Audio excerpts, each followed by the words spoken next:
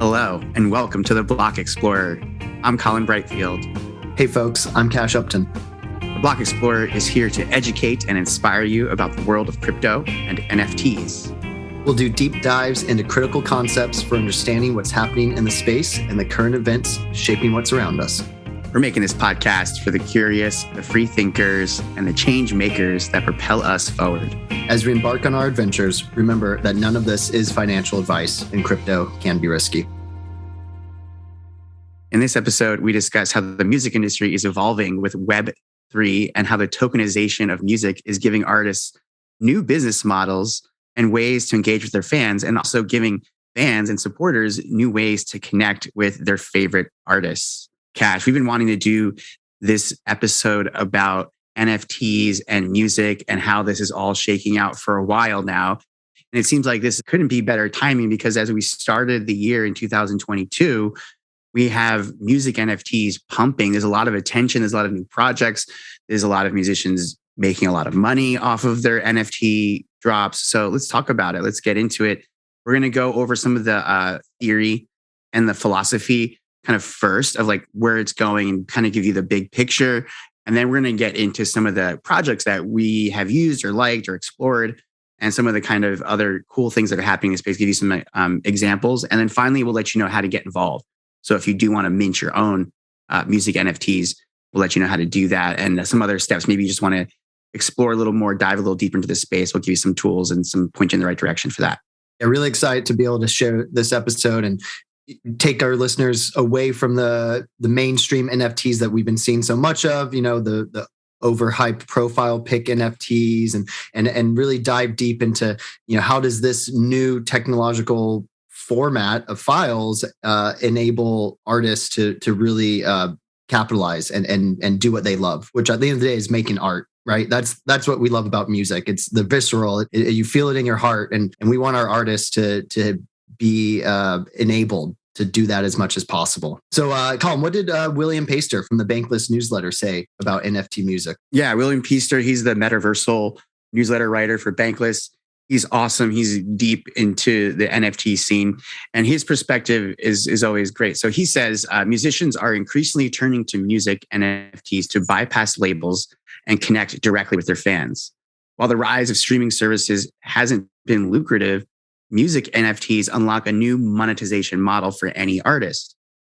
Accordingly, there's a growing consensus in the NFT ecosystem that music NFTs will become much more popular going forward. Yeah, and we saw that just in this last month of January 2022. We had some pretty big drops of music NFTs, and we're going to go dive into those a little bit later on and kind of share some of those metrics with you just to kind of show the validation of the music NFTs in the industry right now. But what are some of the advantages of music NFTs? Yeah, let's just start off like, what is a music NFT?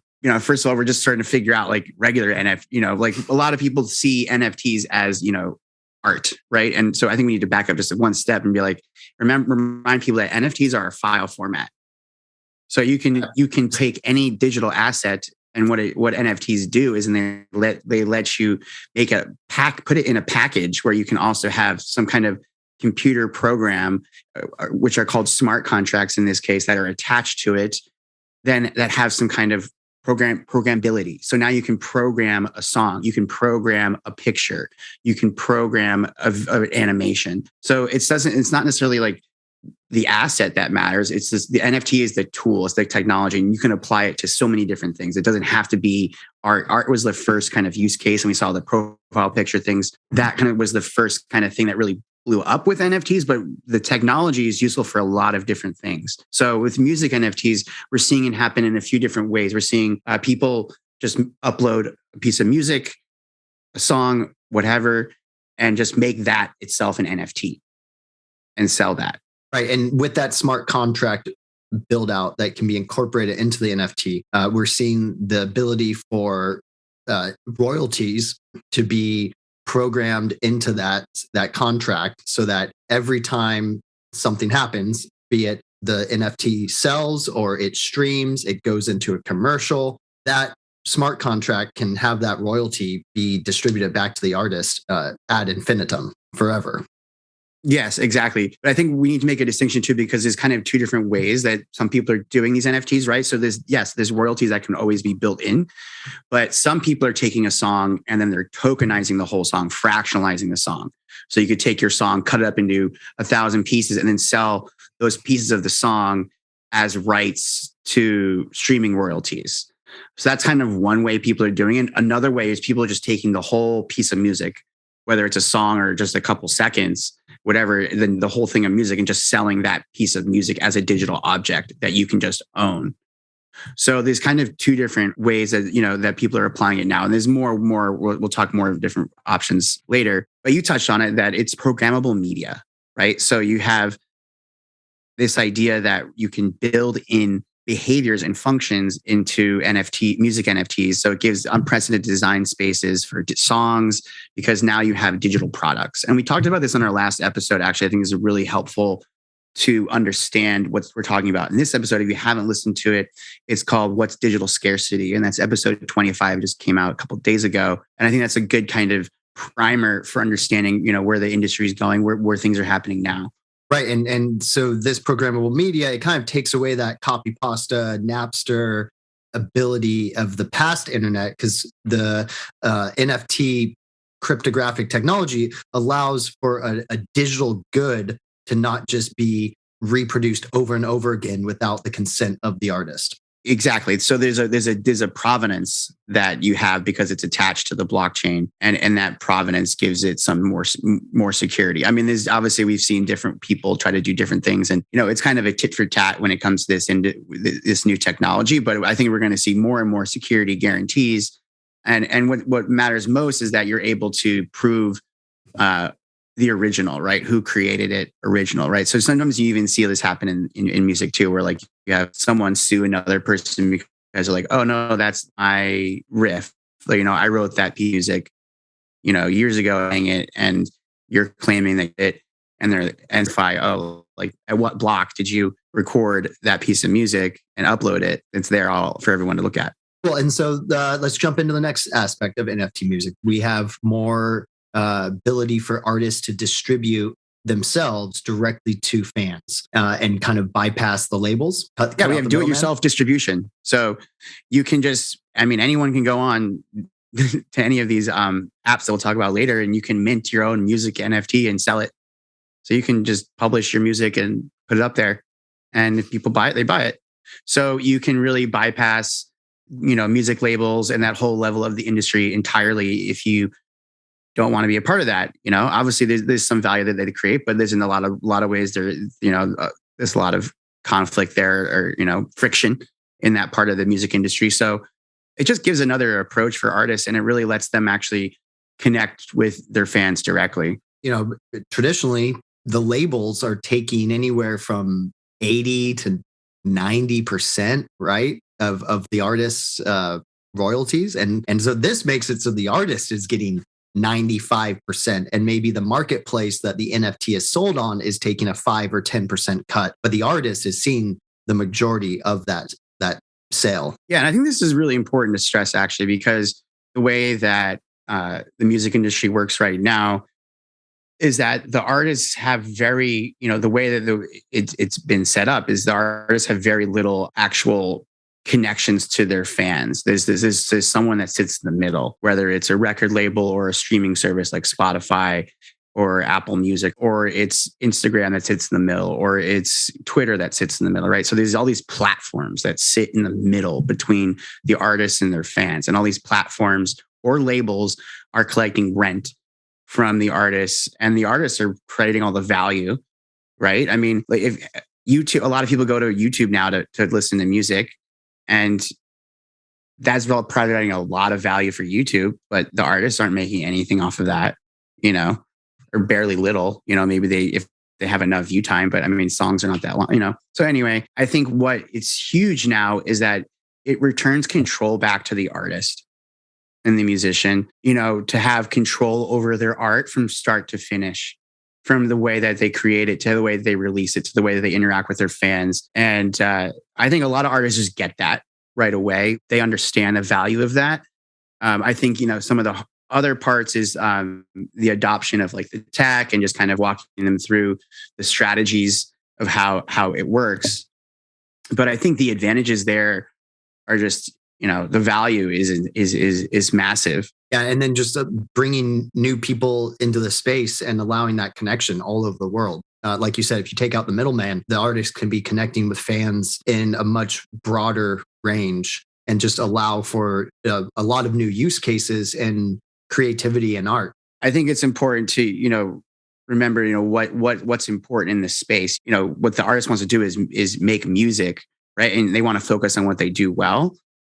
And what happens right now in the music industry is that the artist is often, kind of removed from the business side of music, because then they have their manager and their agent and the label and whatever else that they take care of that stuff. And so, you have a lot of artists that end up signing really bad deals when they're young because they need the money or they're starting out, or you have people that kind of get locked into these situations that they don't like, or you just have artists that don't understand any of their business economics of how they're making their money. And so if they don't understand it, they don't have any power over it really. So you just get these really weird situations, and then also the fans aren't really in that equation. So I think there's a worry that some people have is that, are we going to just create the same model in Web3 where we just have a different kind of record label now because we have like, Audius popping up with some of these other companies? Are they just going to become like Web3 record labels that kind of sit in the middle and do all this stuff? Or is it going to actually create a new kind of musician entrepreneur which is already kind of a lot of happening for a lot of these independent artists anyway. They're kind of very entrepreneurial. Yeah, and that's why it's good to look at the platform and, is there decentralization there? Is there, artists incentives over the platform, and are the fans being taken into account too? So yeah, those are all good things to consider, and that's why we want to have this conversation today. Is what are the benefits, but also what should we watch out for so that we don't fall into those same pitfalls. And I think what's cool though, in that equation, right? So you have the artist, you have the agent, the manager, the label, and now the fans have a really big part of that equation now, because you can be co-owners and co-creators with the artists. And so what you now have is you kind of see the middlemen, like the agent, the manager, the label, they're still there. They might not be as important, or maybe they're minimized in some way, but you have this the connection between the artist and the fans becomes much richer and stronger, because you can do all this content and connection and engagement through your NFT project, through your NFT community, because you can directly engage with your fans without having someone sit in the middle. This is a good tie-in to the fractionalization of music, because you can have your fans actually share in ownership of a song or of a record, and then that gives them actual monetary incentives to spread the love. Everyone already loves to share their new favorite artists and support music that they love, but now if they're actually being incentivized with some royalties. Yeah, I mean, this is a no-brainer, because this is how music has always kind of spread, is that you find a cool band that you like and you tell your friends, you're like, hey, check out this music. And all your friends start to listen to, and then they come to town and you go see them live and you're like, yes, this is great. And you're all sharing this fun. But like, yeah, what if you could capture some of that upside as the fact that if you're making this band successful by sharing with all your friends, when that band does well, you do well. And so it's culture as an investment. And so we're seeing this with the tokenization and fractionalization of different songs.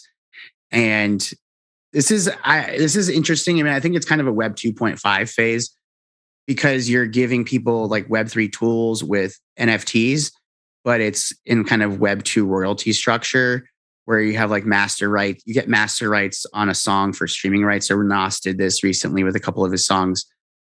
But you still have to, it's not all on chain, right? So you still have to go through like the cumbersome like lawyers and contracts and whatever else is on the back end of that, which is all kind of still Web 2.0 stuff. For like the IP side of things? Well, there's different things that you get actually. So there's the IP and there's master, right? So there's two different things. You're not getting you're getting rights to revenue. You're not getting the IP when you get these. It depends on the project, actually. So some projects, yes, but right. I'm talking about in the case for Nas. I don't think for like Royal.io, like the artists that are on there, often what their model is that you get access to financial upside, but you don't own like the IP of it. Right. And you do bring up a good point, though, with the financial royalties. A lot of musicians say that it's difficult paying out royalties to the team that helped create that song when they're getting monthly checks from Spotify or YouTube, and then they're having to calculate how much each team member gets. Do they do it correctly? Does it all get counted up? The beauty of the blockchain is that it's all public ledger and a lot easier to disseminate those royalties to everyone involved because it's all in the blockchain. Yeah, because it's all smart contracts, so it's all automated, so it's much more streamlined. And I think that's kind of where you're seeing some more innovation happen. I think that's where we're eventually maybe going to go, where you have a new class, what I would call Web3 royalties. Right now we're kind of, like I described, we're kind of in this 2.5 Web 2.5 phase where you have NFTs that represent ownership of a song. But to get that revenue and how it gets processed of that song is all still happening on the, with regular paper contracts or, PDFs probably with lawyers and stuff like that, not smart contracts on the blockchain. Well, you're just going to take a little bit deeper dive. Like, what does it mean for the fans? So this is important for musicians to understand, or artists to understand, because, the way that there's different strategies to enter. Not all music NFTs are the same, I guess is what we're trying to say. I think it's best to look forwards rather than try to take kind of piece these systems together. I mean, you have to start somewhere, right? So I guess it's cool, to have this model where you have NFTs on the front end and lawyers and contracts on the back end to get the royalties to make it work. But eventually I think it'd be, like you said, it'd be much more elegant to have everything on chain and everything just is automatic and you don't have to trust. There's not a trust layer, right? And even then, for musicians, they have, that takes time, and then trust as well. And it's a task that you have to do. So every layer on the blockchain removes a layer of lawyers. Yeah. The progression of technology. Oh yeah. And then, like you said, the direct relationship with the fans is another big upside for musicians, because as of right now, a musician doesn't know what fans are streaming their Spotify songs. Spotify doesn't give them a whole list of their users that stream their song. So to be able to see which users are actively supporting you as an artist allows you to then say thank you and reward your biggest fans and give more incentives. Yeah, so it allows you to create these tiered experiences for your fans. So you can find out who your super fans are, and you can reward them with cool access, airdrops, rewards, perks, etc. And you can also give them the opportunity to spend up to their affinity level. So, maybe you're only giving people a chance to spend $12 a month on you on Spotify, but maybe they're one of your avid fans and they would spend like $100 a month if you gave them, a special whatever perk, that you could design. It's a win-win for everyone, because there's all this value that's just not being captured because it's a very dark area. Like, artists have very little way to actually understand who their fans are and who's listening to their music. They're kind of at the whim of these big platforms, and they don't give them that much information. Yeah. And then, speaking of being at the whim, the average payout per stream on Spotify is 0.003 cents. So, you can make $3 to $5 for every 1,000 streams. And that's just not sustainable as an artist. And 1,000 people listening to your song is a lot of ears. I mean, it brings me back to this 1,000 true fans or 100 true super fans now with this creator economy, community creator economy that Lee Jin was talking about. And this is so true that, you're seeing artists now that maybe only have a really small fan base. They're making a lot of money because they're just releasing their music as NFTs straight to their fans. And maybe they only have 1,000 fans, but those 1,000 fans are all spending like $100.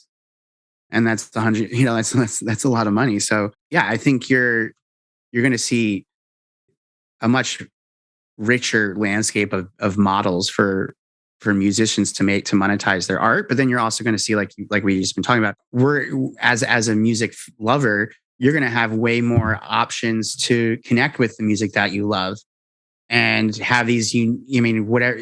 We're just getting started, and musicians are going to start dreaming up all sorts of cool ways to interact with their fans, with the music, and other kinds of ways, with events, in real life events, online events, things like that, metaverse events. Yeah, and we've been seeing some of those exclusive perks get dropped by artists. Like, for instance, the Kings of Leon released NFT of their new album, and it included 4 front row seats and a VIP experience at any Kings of Leon concert of the token holders choosing.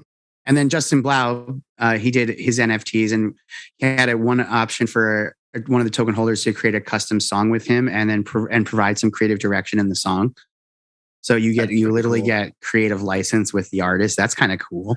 Yeah, I love it. And then, like you said, like being able to be one of the first hands and really help that artist grow to the point where if you adopt the early, you can help them, crowdfund their first album, and then get into that VIP artist package for life, because you help them get off their feet and make their first album. You can literally get paid for having good taste, and you can invest in the artist that you find and discover, and you're like, oh yeah, this is definitely going to be a hit. You could invest in that song. You can maybe even buy that song. You can get involved in the artist community and ride the wave with them. And it's the potential for the fans to be involved in that profit, but also, like we were talking about, the artists, allowing musicians to make the good art and not be at the whim of what is the pop culture and what are the labels telling them they have to do. They can actually be artists and make a living doing the art they love and making weird art again. Like we said, make the internet weird again. That's what's happening, and we can allow musicians to make some funky, groovy, weird songs without having to worry if 100 million listeners on the radio are going to like it. They can just worry about their 1,000 fans like that. Yeah, I think it does change the creative process for artists, knowing that they don't have to have this broad of what is the market going to think of it, or what is the label going to think of it. They can just create, and all you need is the smallest viable audience. So that's one advantage. Another advantage for artists is that, like we mentioned before, is that you have the potential to make more revenue per supporter, per fan, because you can have auctions for per se. So you could have a song that you put up for auction, and then it goes up to the highest bidder, which actually lets you capture way more value than maybe if you just had a set price. Or you could create, highly exclusive NFTs, like we mentioned, that, give you some extra perks. And then there's the royalty aspect. So you can build in these royalties. 10% is kind of the industry standard right now, but you can do anything with the royalties, and you can build that into your tokens. You can build that into your music, your songs.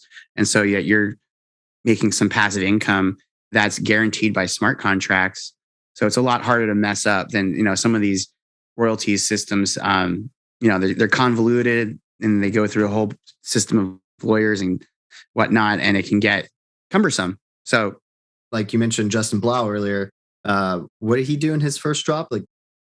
Millions of dollars. $12 million in one night.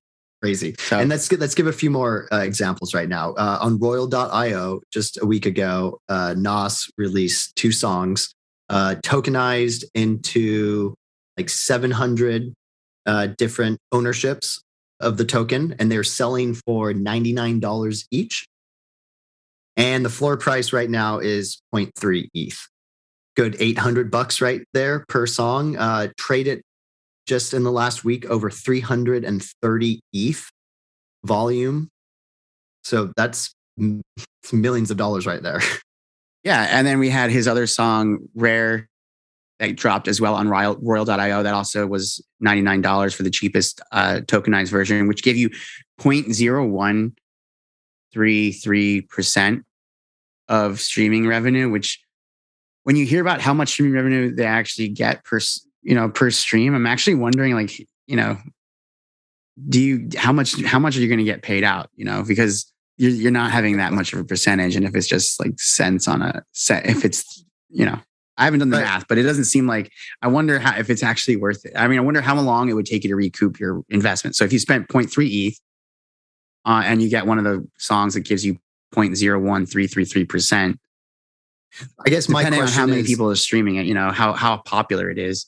Yeah. And I'm thinking with maybe Spotify not being the number one streaming platform forever, maybe there will be better royalties going to artists on other Web3 streaming platforms. Oh yeah, no, there's going to be different options for sure. There's going to be Web3 versions. I mean, we'll talk about that. I mean, Audius is already one that comes to mind. Right. But yeah, so let's just kind of wrap up some of the music NFT concepts, and then we'll dive more into some of these examples that we started to mention. So to wrap up, music NFTs are kind of like a one-stop shop for merch. You can get into a club. It can be a digital coupon. But I think one thing that to mention too is, you have the music and you have the NFT. And then also you kind of have like all this other stuff that people are trying to like build into the space in between that creates like value, whether it's like these perks or these internet clubs or these airdrops or whatever, this art. And I think one pushback in that is it too much? Like, is it kind of like obfuscating like from the actual music? Because people just want to like most people, they just want to listen to music. Like that's why they're buying the song. They're not really buying the song because they want to get art dropped to their wallet from this artist. I mean, maybe that's a cool perk, but it's probably not their primary motivation. So I think that there is this also kind of like, are we overcomplicating things? Like, does it necessarily need to be this way? Does it need to be all on chain and be like that? So, yeah, I think the hybrid model is probably kind of good right now because that's kind of where you're kind of bridging the gap between both these worlds. And it's still so new. So I think you do have to be like that because maybe not all your fans are going to be savvy with crypto and NFT tech, although that's changing really quickly. Right. And then, kind of on the reverse side of that, the musician Simon Wan did bring up how K-pop does kind of have more of that desire to kind of dissect and really focus on different metrics and different people in a band, or you really love one artist, so you want to focus on them. And that is something that NFTs could allow for. Yeah. So you have to remember that music is huge. It's worldwide, and there's different cultures that consume it and different ways that people do it. But what's really big in K-pop is, they have these like supergroup bands, and there'll be people that are just fans of one of the musicians, one of the artists in the entire band.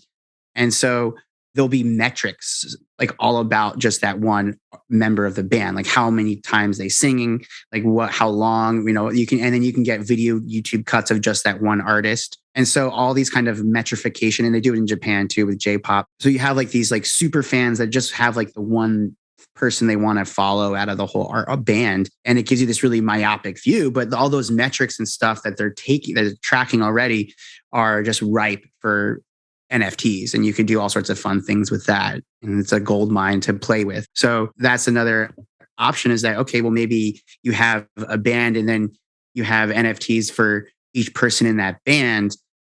But the thing is too, well, if one person in that band, their NFTs start performing more or start performing better than everyone else in the band, then maybe you just, what's stopping that person from just going off on their own? And if they have like a music label, the music label's gonna be like, okay, well, we'll get rid of you three, and obviously we'll just focus on this person. And so we saw that with NSYNC and Justin Timberlake, though, right? I mean, yeah, that's why I'm mentioning it, though. I was like, are we just recreating like the same culture of music and record labels and all this from Web 2 into Web 3, just with the Web 3 tools? But is it all just kind of, are we always going to end up in that kind of cycle? Because, you have to have, there's the artist, and the artist wants to focus on creation, but then they also have to be entrepreneurial. But then once you get to a certain level of success, you kind of want to delegate those responsibilities, right? You want to delegate to your manager, your agent, or your label, your producer, or whatever else. And then all these other people are now making decisions on your behalf. And then there's all these other power structures that develop. So does it always just kind of end up in this loop? I hope not. I think we had some cool ideas, and we're going to give you some examples. Some examples, we got sound.xyz. They did a pretty cool drop recently with Poolside. Better when we're close. What did they raise, Colin? They raised 7.7 ETH, which that's a good, nothing to scoff at, about 30 grand. Not too shabby for a cool song. Yeah. Yeah. So sound.xyz is kind of like a royal.io where you can upload a song and then fractionalize it and then sell pieces of it as NFTs. Yeah, really cool. And you just mentioned it, royal.io, probably the one that we've heard most about in the space. We mentioned how Nas did his drop for $99 each and sold out in a minute. And that's created by Justin Blau, EDM artist. And we mentioned Audius, which is a streaming platform. And they use the audio token for governance. And everything about Audience is governable. So it's kind of a DAO kind of structure, but it's not quite. And you can stake audio for more services. Musicians can upload songs to the chain, and then musicians get paid out. So it's an on-chain Spotify, essentially. And I think it shows a lot of promise. This you can definitely find some cool musicians on there. I'm interested to see how they progress more, because I do love that they're doing the tokenomics and creating essentially a DAO and allowing community to vote and kind of dictate, what the next steps are. The next one would be Catalog, and they're a little bit more of like a one-of-one NFT platform. So kind of the originals, not selling 700 copies of something, but just doing the one. Well, not 700 copies. Just when you were talking about tokenizing music, they're not copy. You're getting one unique token. Correct. Yeah. Thank you. It's an ERC721 if it's on Ethereum. But yeah, when you fractionalize a song, like say you cut up into 700 pieces, those unique tokens are all unique to that song. But versus Catalog, where just people are selling their entire song. There's a song on here for 1 ETH. You can bid on them. You can auction them. There's another song on here for 0.22 ETH. And these are a bunch of artists. I haven't heard of most of them, but it's cool, right? You have all these independent artists that are actually, making music and just putting it on here, and you can buy their music. I really like this one, Arpeggio. So you were sharing this with me, which is kind of like a garage band that's all on chain. So you can make music and then mint your music and then have it be on the blockchain. But what's also cool is that you need to be kind of in like a club, a membership club, to be able to produce music on the platform. So they're only selling a certain amount of tokens that represent membership into their production studio. And then once you have membership in the production studio, then you can create music and mint it. So they're kind of like a decentralized record production studio, something like that, because they are kind of exclusive for the creation side. It's kind of more curated, I guess, more like a DAO, but then they're also minting their music. So yeah, and what's really cool is that the music is stored on chain. So it does actually have, it's immutable essentially on chain. Yeah. And then we also have Water and Music, which is a newsletter and research DAO. And they are doing a lot of cool stuff on pushing their limits of what's happening with music. And if you want to know more, and NFTs, and if you want to know what's happening and stay up to date with Web3 and NFTs and music, it's just a really good resource to check out. And their website is waterandmusic.com. Yeah, really cool that they're dedicating a lot of time to just talking about what's happening in the space. And I was just cruising around OpenSea. There's a bunch of funny little projects that are kind of like a combination of profile pics and music NFTs, where you have these characters that are animated a little bit, and there's also just like a clip of a track that's connected to that. And some of them are generative, and some of them aren't. But there's fluffs, which are like these party rabbits, and it's all this like kind of like EDM kind of like stuff, like rave music kind of stuff, but they're kind of cool. There's the Fluffs, FLUFS, and those are on OpenSea. There's the Rave Pigs. Those are also hilarious. Yeah, they were doing music from Boys Noise. Yeah, and then there's Party Boy or Party Bears, and Stellar Senses is another one. So yeah, these are just kind of fun, just to see, like, if you just want to see what's going on out there and just kind of poke around. These are kind of some funny options that people are. It's just cool to check out, and some of them actually have a decent floor. Like I think the Party Bears floor is like 3 ETH, and like the Fluffs floor is like 7 ETH. So I mean, people are buying these things too. So spending a lot of money for them. So it's just cool. If you haven't gone down the music NFT rabbit hole, you're in for a treat. Right. And you know, maybe this is like an avatar that you have when you go to a metaverse concert or something, you know?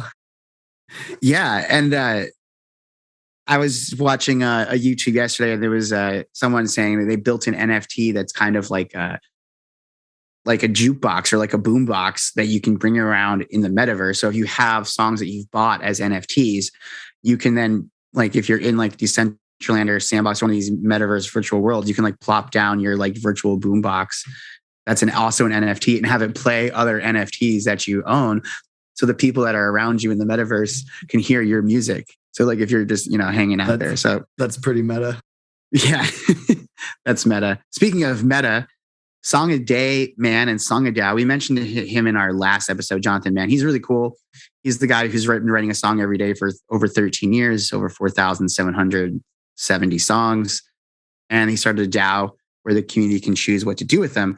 So this is cool. So he writes a song every day and then uploads that song, and that gets auctioned off in ETH on their website. The revenue goes to the DAO and the DAO treasury, and then the DAO treasury votes what to do with the treasury and things like that, and they promote the project.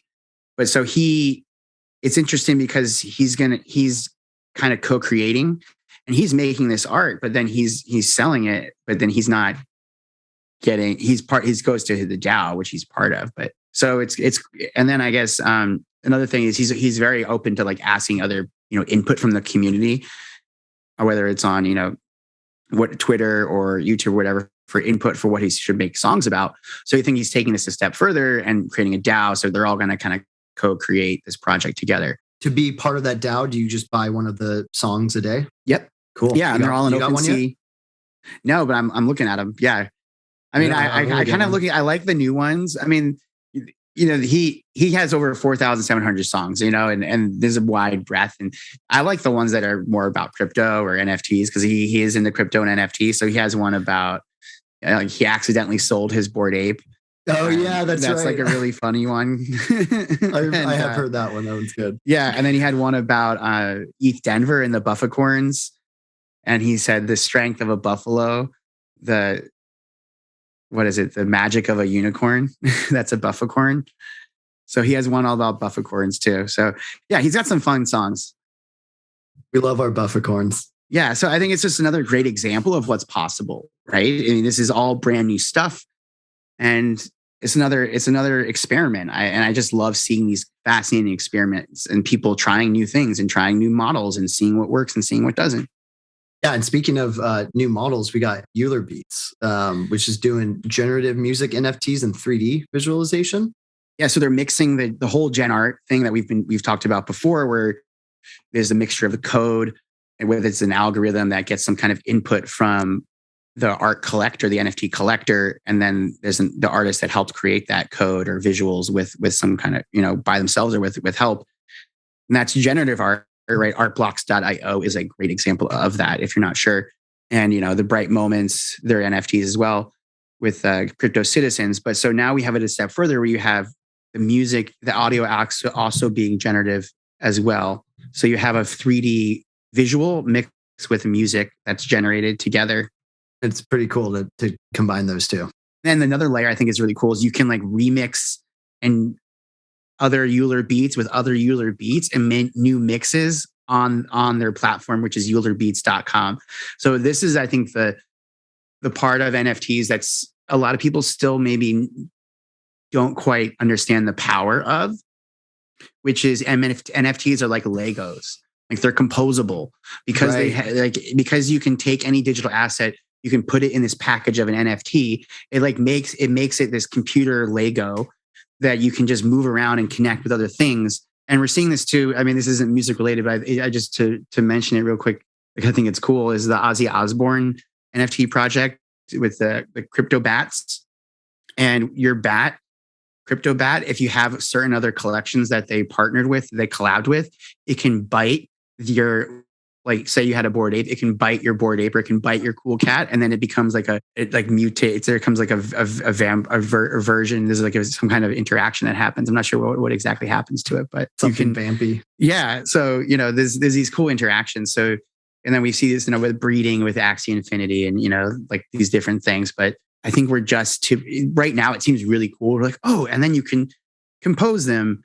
But I think in the future, it's going to be like, oh yeah, of course you can compose them. It's like right now, oh, that's so cool. It's so new. But I think that NFTs being composable will be standard to, and having this interactions with different NFT projects, whether it's visual or musical. Yeah. And then a similar kind of generative music is Beat Foundry, where they're doing that same sort of generative music that you can also do like a token of. Yeah, so you have to hold a token, and then you can go and mint generative curated music.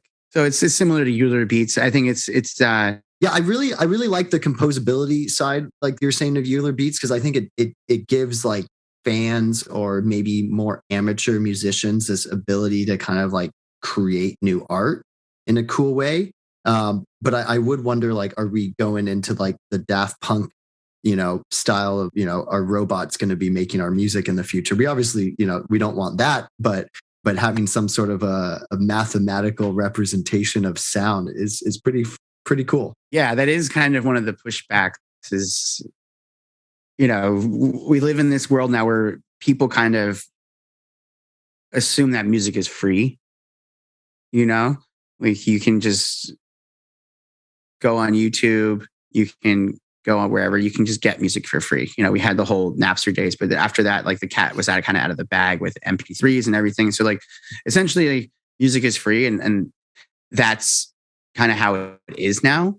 So musicians need to find other ways to monetize their craft and their art. And that's what NFTs are doing, is they allow you to monetize your super fans, and they allow new business models to develop where you can still have your music be free or free-ish, but then you kind of have like this freemium model, right? Where you have like premium experiences for your super fans, and you can actually capture a lot of value that way. And right now, a lot of that value is just not even being captured, or if it is, it's being captured by like maybe some of these bigger festivals that have like these big VIP experiences, or the record labels, or Spotify, or these platforms. How can our listeners get started? Let's kind of wrap it up with hey, how as a musician or how as a music fan can you go and support or get into the music NFT industry?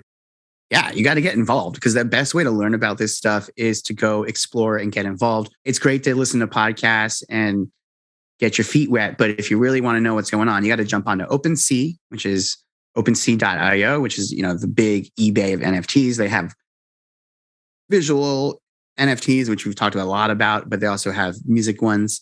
There's Rarible.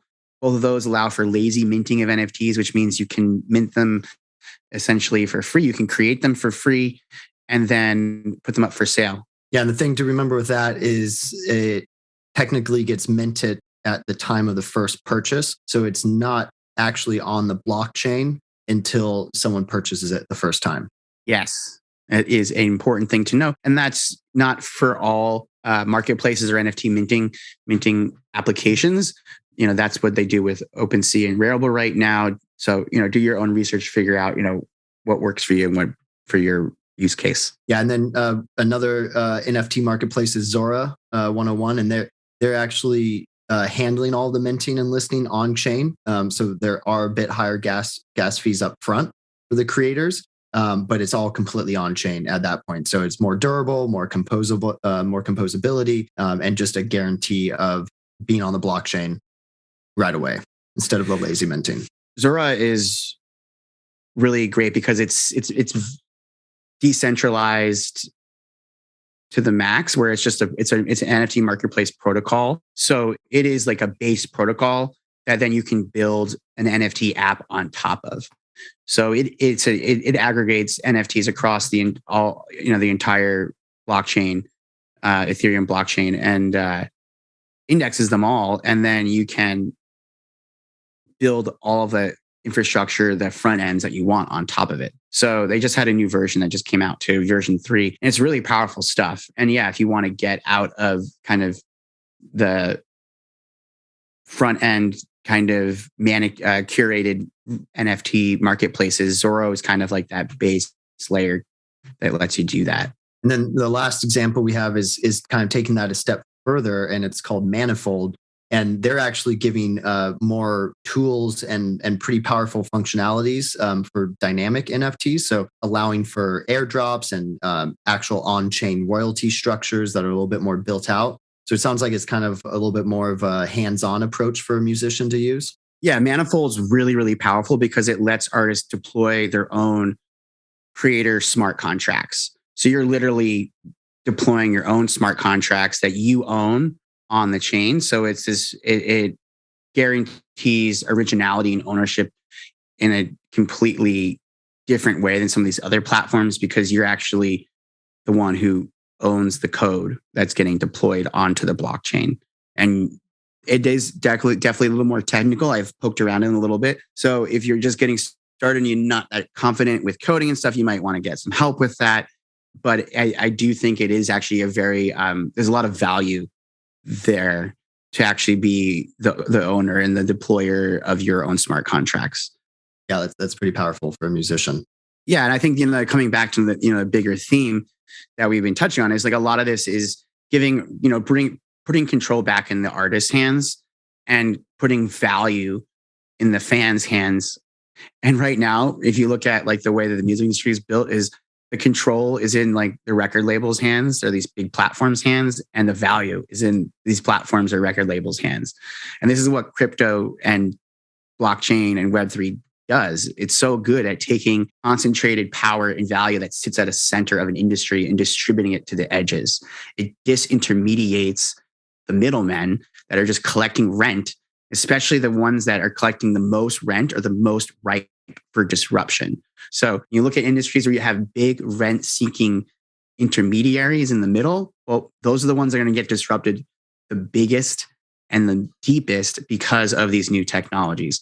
So that's why the music industry is like big red flag. That's going to get disrupted because it's so inefficient at functioning, at delivering value for the people creating the art and delivering value and access for the people who are supporting the art. So I can't wait for all this to happen. I'm super excited. I think this is, it's still new, but it's cool to see this finally happening because the music industry, I think, has been broken for so long. I've said it better myself. I think that was a pretty good wrap up of kind of everything that we covered in terms of the big picture and where we're going to see kind of the relationships get developed more. And I think you hit it on the head. The direct relationship between the fans and the musicians is really going to be the biggest story, I think, of music NFTs. Let's just tell our listeners some final thoughts and how to get involved if they want to get more involved.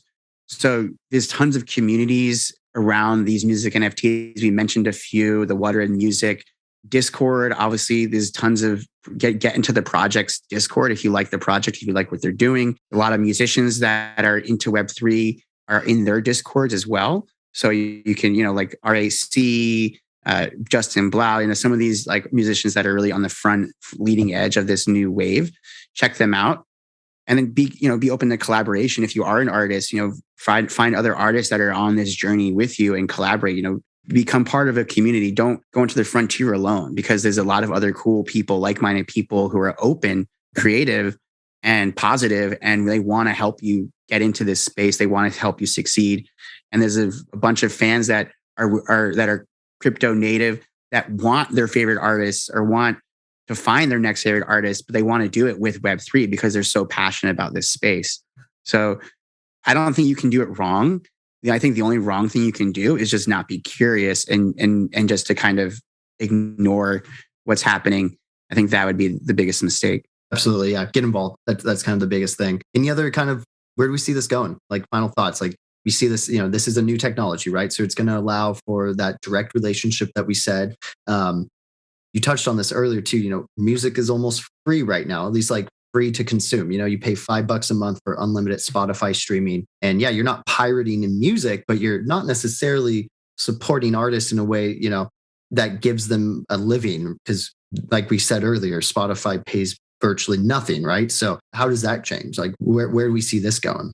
Yeah. So musicians are going to have to experiment with new ways of creating value tiers, beyond and, on top of the free way that people are experiencing music. And that's what unlock. And in ways, we've talked about all the different ways that can happen. Music is going to become a new digital asset. I think one of the ways that you can create more value with the music is to tie it to real world assets or real world experiences. So like, access at a festival, backstage passes, or, art, whatever, merch, all those things. But, it's going to be a step-by-step process. And I think it's really important to stay present in this space because everything changes so quickly. Every day there's something new. Every day there's some new disruptive thing. Every day you find some new project that's doing something you never imagined you could do. And it's really inspiring. And then you want to change your entire project because you're like, oh, wait, now I want to do that because that's actually even cooler. I think you do have to be hyper present and also very willing to listen to your fans and to your community, because not all communities are the same, and what one community will want and what works for one artist might not work with your community. So I think you also have to be really open-minded too and be flexible. Right. Because there could be that tension between the exclusivity factor and just the getting music out to the masses to, spread the music, spread the love, get the art out there. Yeah. So if you say you only dropped NFTs to fans that were like at your specific concert in Los Angeles at the, or in New York or whatever, you drop these special things, you are creating a layer of exclusivity when you do create these tiers of value. And there can be this tension between that and then also the fact that ultimately you want your music to be heard, right? Musicians, creators, they want their art or their craft to be experienced by people, by an audience. And so if no one's listening to your music, then like, well, I mean, this gets really philosophical, right? About like, what is the, is there intrinsic value in just making music, even if no one listens to it? But I don't want to go down that rabbit hole right now. I love it. But you do have this kind of weird thing because you kind of like, we saw this happen with Stoner Cats too, where, okay, you can only watch the show if you own one of the 10,000 NFT profile pictures of a Stoner Cat.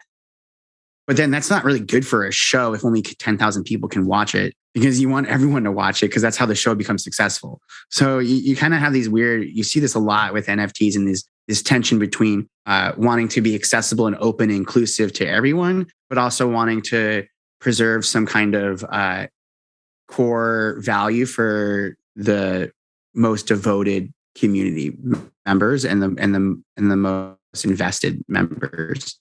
And I think, our musicians and they're with their music are going to also have to, explore that. And everyone's, it's not solved for that equation, but I think you just need to be aware of it and you can use it to your advantage. And tension creates opportunity, right? So I think you can find, there's going to be some cool ways to explore that. And I can't wait to see it. We're just, like I said, we're just at the tip of the iceberg here.